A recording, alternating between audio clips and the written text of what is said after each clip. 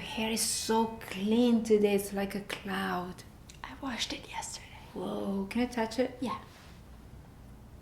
Whoa, it feels so soft.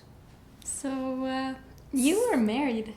I was. As many of our followers, most of our followers know. Yeah. I was married for 20 years. No, like exactly? Yes. So you were married to a male. Yeah, we talked about this before. Why don't you give us some lessons you've learned in 20 years of marriage? Rena, Lessons are learned. you want attention? Come. Let's see if we can get her to purr.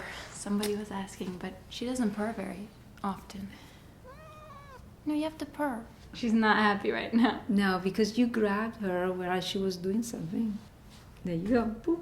She's an independent soul. Let's just accept that. So what did I learn in 20 years of marriage with a man? Well, my ultimate lesson for sure is do not lie for 20 years. But this is the thing, is that... Were you really lying though? I wasn't lying about my emotions. Like, I was actually feeling love for my ex-husband. There was love for sure. So it was a deeper lie. It was almost like not thinking that there was an option for me. Because I remember the very first time when he said I want to be in a committed relationship. Even back then I freaked out, and then I had this image of me falling in love with a woman, like much later, because I thought, like oh my a God, premonition. Exactly, one day I will fall in love with a woman. And then I told him, let me just think about this for a bit. I didn't really think about it, but I thought, okay, I love him, why not? And I got into this committed relationship. Actually, I should say that my ultimate lesson is because I was in a committed relationship, I thought I have to commit to this no matter what.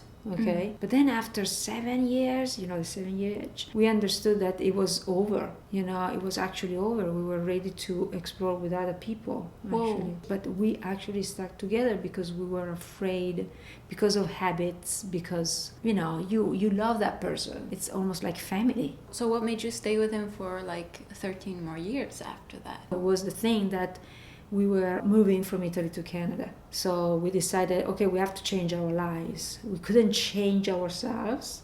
We couldn't take the decision, okay, let's go separate ways. Yeah. So we changed something which was not within our relationship, but outside our relationship. Okay, yeah. And so we decided to move to Canada because he wasn't very happy in Italy and so on. So because of the whole novelty, we stuck together for 7 more years because it was a new life in a new country.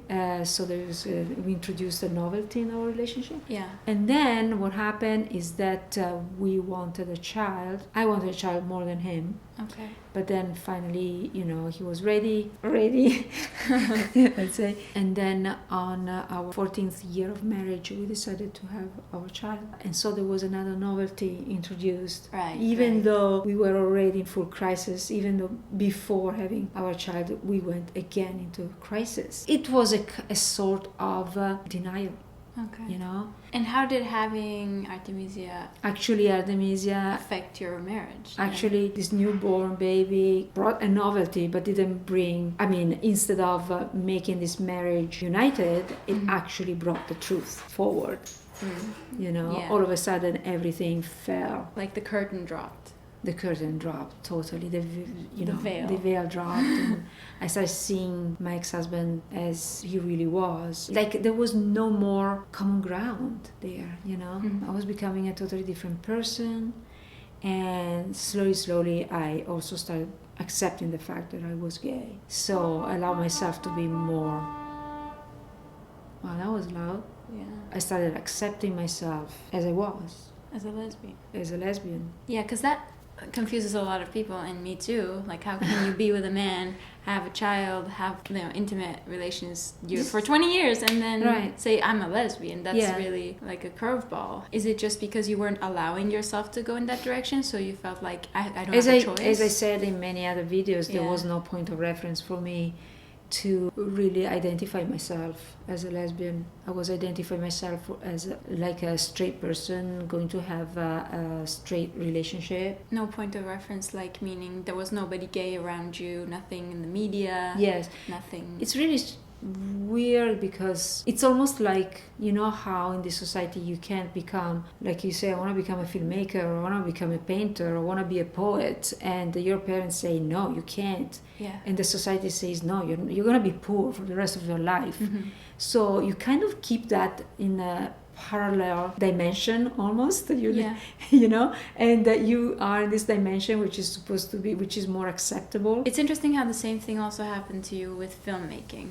Because Same thing. You denied it, you put it in the back True. of your mind, right? And then you took an office job. Exactly. In fact, for 20 years, like alongside your Yes. marriage, you had the office job, right? And then you started having the itch to become a filmmaker, so, right? Yeah, exactly. Yeah.